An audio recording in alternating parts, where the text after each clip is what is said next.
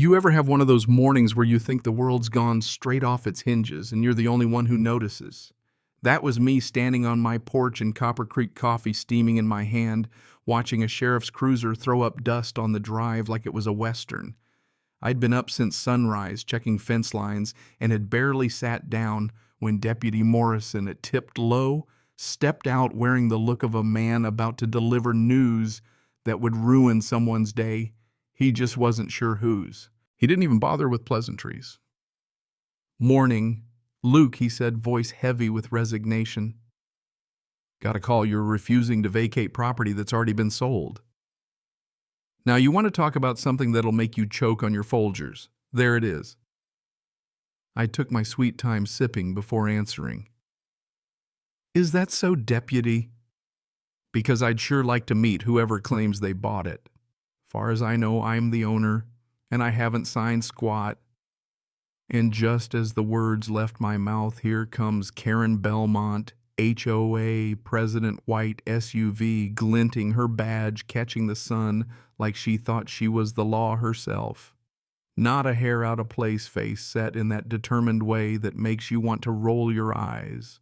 "Officer," she declared, flashing her phone like it was a warrant, "this man's trespassing on property legally listed for sale. I have the proof right here." $3.2 million, she said, and buyers were coming by this afternoon, never mind that I was in fact still living there. Morrison looked like he'd rather be anywhere but here. "Ma'am, got any proof of an ownership transfer?" "Well, not yet," she sniffed. "But the listing's live, and it's been up for weeks." Now let me back up a sec. My family's been running this ranch since 1875. My great-great-granddad put these walls up with his own hands. You could stand on my porch and see mountain ranges that'll put a lump in your throat if you're the sentimental type. Never had a lick of trouble until Pine Ridge Estates popped up next door, 25 little boxes in a row, all run by an HOA with rules thicker than my granddad's Bible. Karen moved in from California and started cracking the whip, ran for HOA president, within weeks won by 3 votes, and began making life miserable for everybody with a heartbeat and an opinion. Her first shot across the bow was my rooster. Said it violated the noise ordinance, never mind the fact that he'd been crowing since before she ever heard the word Colorado. She wrote me up for livestock audio emissions. Then came letters about manure dust, the old barn's unsightly look.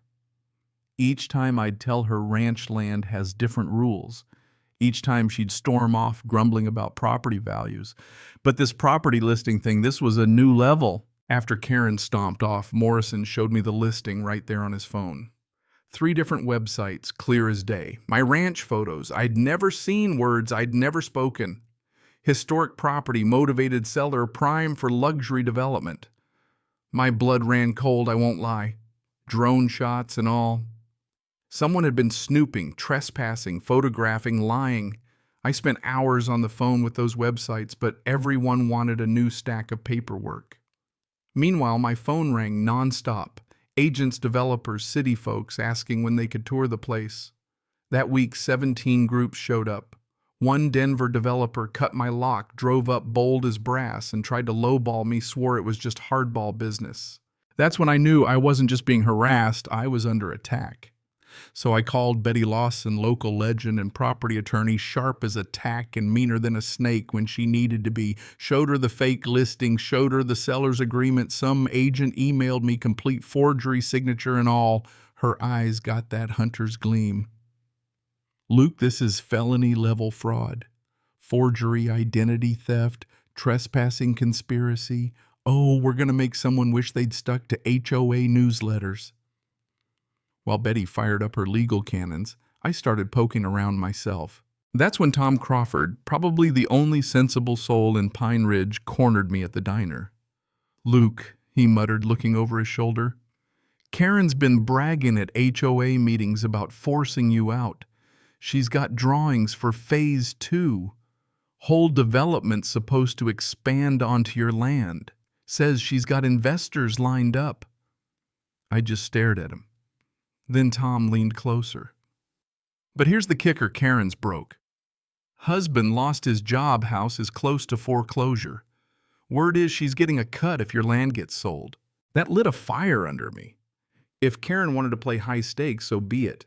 Called my cousin Eddie in Denver. Guy knows real estate law like most folks know their own mailbox.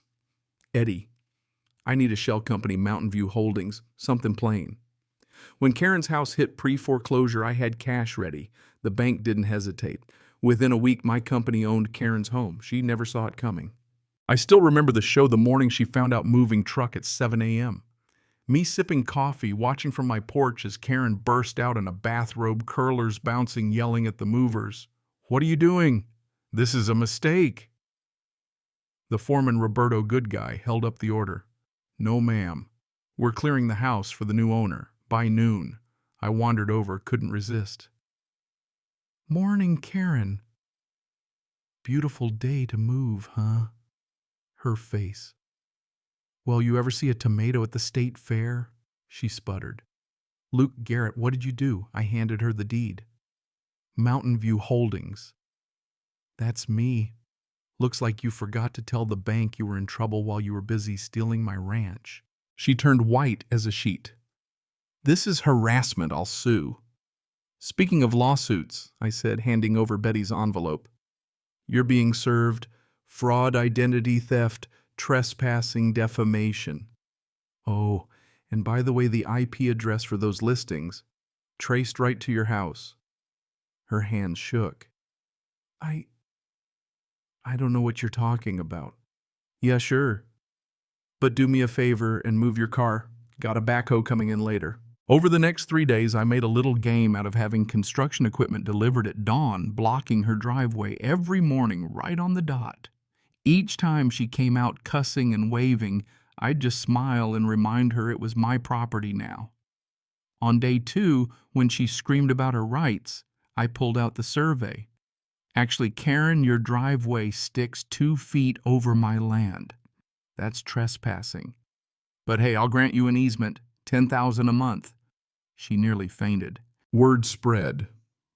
Pine Ridge called an emergency board meeting.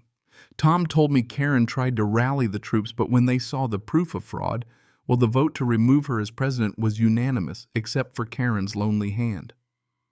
For the first time, she had no one left to boss around. But Karen, being Karen, she hired some hotshot lawyer from Denver, showed up in a 3-piece suit, shoes covered in dust. "Mr. Garrett," he sniffed, "my client demands you cease this harassment." Betty was right there beside me. "Great," she grinned, "because we just added conspiracy charges.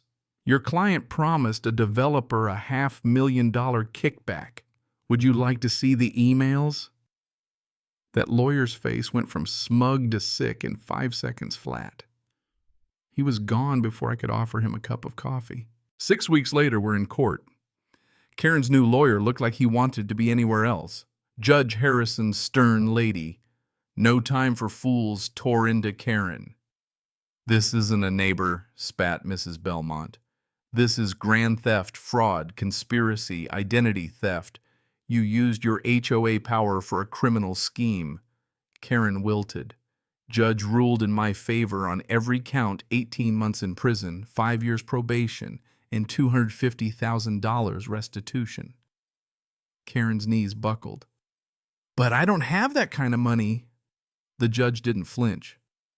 "Then sell some assets." Gavel down, court dismissed. As Karen was led away, her badge hit the floor, just a little piece of metal, nothing more. Funny, it all started over a rooster. You know what I mean? Now the folks in Pine Ridge keep to themselves. The ranch is peaceful again, and every morning when I hear that rooster, I can't help but smile. So here's my question. Where's the line between standing your ground and going too far? Did I do the right thing? Or is justice in the eye of the beholder? You tell me, drop your thoughts below. I'm all ears.